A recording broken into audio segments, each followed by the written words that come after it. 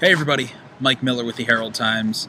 Jeremy Price, back at Assembly Hall, waving our pom-poms tonight. Not really. But hey, if you got pom-poms, you might as well wave them. Plenty of reason to tonight. Indiana back with a share of first place in the Big Ten. An 80-64 win over Nebraska allowed them to do just that. What came a couple hours after Iowa went into State College and lost at that the awful Bryce Jordan Center, which has just been a where first place teams go to exactly. lose, basically. Exactly. You know, someone pointed this out on Twitter earlier. It was, and I totally agree with that. That's just a tough place to play. It's tough to get juiced up and focus in such a strange, quiet, cavernous environment. So Iowa falls. Indiana goes back on the winning side of the ledger. Big night for Troy Williams. Big night for Gwan Morgan.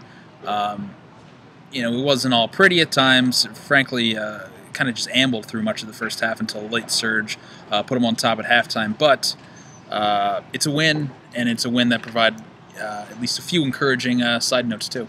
Yeah, I think in the end it kind of wound up exactly what we kind of thought it would be. It sort of took a meandering turn to get there, basically.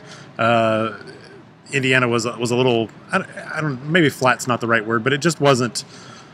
The first 10, 15 minutes of this game were not a real inspired effort. Very uninspiring, yeah. Really, I guess we've seen probably worse, but, Nebraska really did a lot of the things it wanted to do to start this game, and it sort of took a while for Indiana to sort of assert itself and impose its will, and maybe that's partly just a function of a team like Nebraska that's been improving and been playing better and has more confidence, comes in and knows what it wants to do and executes, and sometimes in this kind of situations, Nebraska's playing without Siobhan Shields.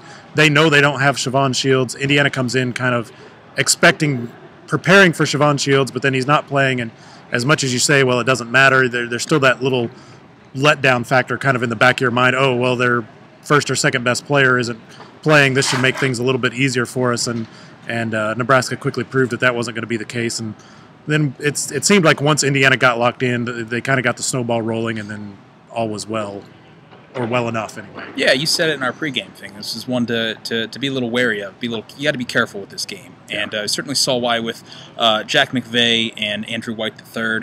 Really, basically the same outputs from both of those guys that we saw January 2nd in Lincoln. White finished with 15 points.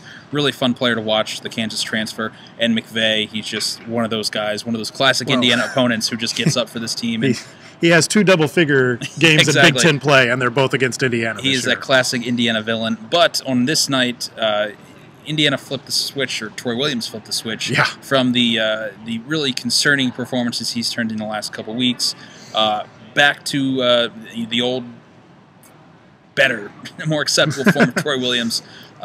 We've seen this so often over the last couple of years, especially this season, where Williams comes out and has a game like this. And Tom Crean said afterwards, it's one game, it's one night. Yeah. And, the classic, frankly, the million-dollar question for Troy Williams is, can he do this again? Can he sustain this? But I do think that coming off of what Sunday was just, completely, there was no impact to his game whatsoever Sunday. Flat, he was out of control. It was all the things that go into that worst version of Troy Williams. To kind of come out here today, to read things better, to play maybe with his head up a little more, I thought, to do those things after that Sunday game, you take him at this point if you're Indiana. Yeah, I mean, Troy is kind of a classic one-game-at-a-time guy. He lays a clunker on Sunday. He'll lay a clunker again before this season's over. Comes out much more aggressive, much more attacking tonight. At first, that wasn't necessarily a good thing. I think at the start of the game, he had 3 made baskets and 3 turnovers at one point. So sort of the good and the bad were sort of canceling each other out. But ultimately, he asserted himself in this game and did the things that he does well.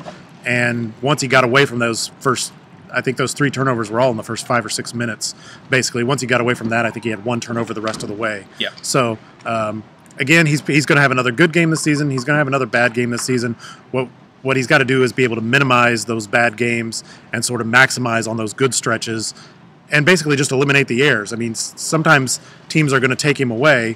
He just can't force it and commit those turnovers that prove costly to Indiana along the way. And Purdue is one of those teams that in the past has been good at taking him away, partly because of their size, their strength, their ability to protect the rim, their willingness to sort of force him to become a jump shooter, which is something he's a little more comfortable with in Assembly Hall, which I guess is in his favor on Saturday. But, tonight he winds up 8 of 9 from the field, 1 of 2 from 3. The 1-3 was not a very good three-pointer. Again, it was one of those early in the shot clock. Yeah, it was open, but it's going to be open 10 or 15 seconds later again. But good Troy Williams showed up to start the second half. Actually, I'd say great Troy Williams showed up to start the second half. 6 points. Indiana came out, 41-34 halftime lead. Indiana came out on a 9-2 run. 6 of those points came courtesy of Troy Williams. That really spurred Indiana. I think they went up by as many as 19 points midway through the second half. Nebraska kept it close, they answered with, I think, a 9-0 run of their own to knock it back down to 10 points, but Indiana had already kind of created that separation one night that, again, it wasn't necessarily always pretty, but there was enough going on that allowed them to kind of keep that cushion. Williams, again, reappeared at the end of the second half. He finished with 3 assists, one of which was absolutely beautiful, just a little dump off to Gwan Morgan along the baseline. Morgan touched on this, a career high for him. As his classmates have really taken some of the headlines at times this year, with Thomas Bryant being, clearly the most heralded of the 3 scholarship freshmen, and OG Anunoby continuing his emergence into the heart of Big Ten play. You were kind of waiting for a night like this when Jawan really put it together, really had it, as you said, a coming out party of sorts. It was here, 13 points, 12 points, yeah. 5 rebounds. Both career highs. And beyond some of those scoring, it's just really, and we've seen it at times, but he plays with such fundamental attention that I think that he can be a really, right now at least, this season, a really strong complementary piece for this Indiana team off the bench. Yeah, there's a lot of different ways he impacts the game. I thought he was key in the first half when Indiana was down and they were making that rally. Yogi started to kind of be more aggressive in the game and take over the game, not in a scoring aspect, but just in creating. And Morgan's so good at reading the game and seeing those little openings and places to slip along the baseline or post up or those kind of things. He drew a couple of fouls, made 3 free throws there in the first half that kind of sparked the start of that comeback that wound up being I think 17-4 run to end the first half. And then in the second half, again, makes himself available in the right spot. Even made a corner 3, his second made 3-pointer of the season. Something he can do. He doesn't do a lot of, but can do. And then just his versatility as a defender, and we've seen that at times this year. He's good in the post. He's good out on the perimeter. When he's in the game, Indiana can basically go to a switch all screens sort of defenses, which is what they did during the second half there. After Troy got off to that blazing start, Indiana jumped out big. Nebraska got back within single digits, and then again, it was that switching defense really that kind of was the catalyst to sparking the second run that basically put this game away. Mm-hmm. Now here's the big one. Saturday, Purdue. Yes. Literally the big one. Literally. One we've been pointing to really since the schedule came out.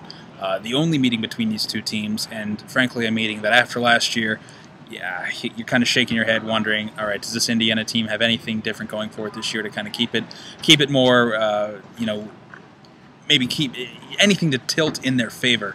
Over these last couple weeks, I felt a little better about this matchup. I think going for most of the year, for most of the offseason, I'm looking at this saying there's no way. I just don't see Indiana, which at times is so reliant on finesse, matching up in such a physical matchup with Purdue. I don't know. There's something that's I think I believe a little bit more in Indiana, given some of the things they've done over these last couple weeks. Where does this matchup favor?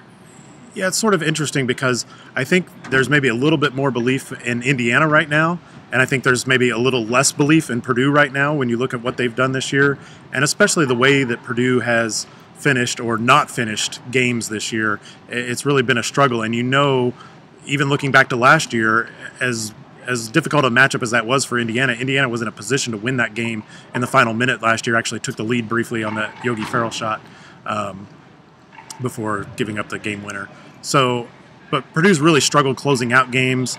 You've got to believe that's a confidence issue for them right now. And again, if Indiana can sort of force the issue down the stretch of a game, they have to feel pretty good. And with the development of OG Anunoby, Gwan Morgan, the way Max Bielfeld's performed lately, if Thomas Bryant can somehow, some way avoid foul trouble, which is becoming a chronic problem quickly here, but wasn't really a factor as it turned out tonight, even though he did get in foul trouble again. But if they can do that, they've got at least enough options to hang in there against Purdue. Folks, bring your pom-poms. Hey, it was Star Wars night. I celebrated. This man is ridiculously flexible. Unbelievable. I'm just going to leave it there. I'm ready to go home now. Thanks, guys. We'll see you later this week.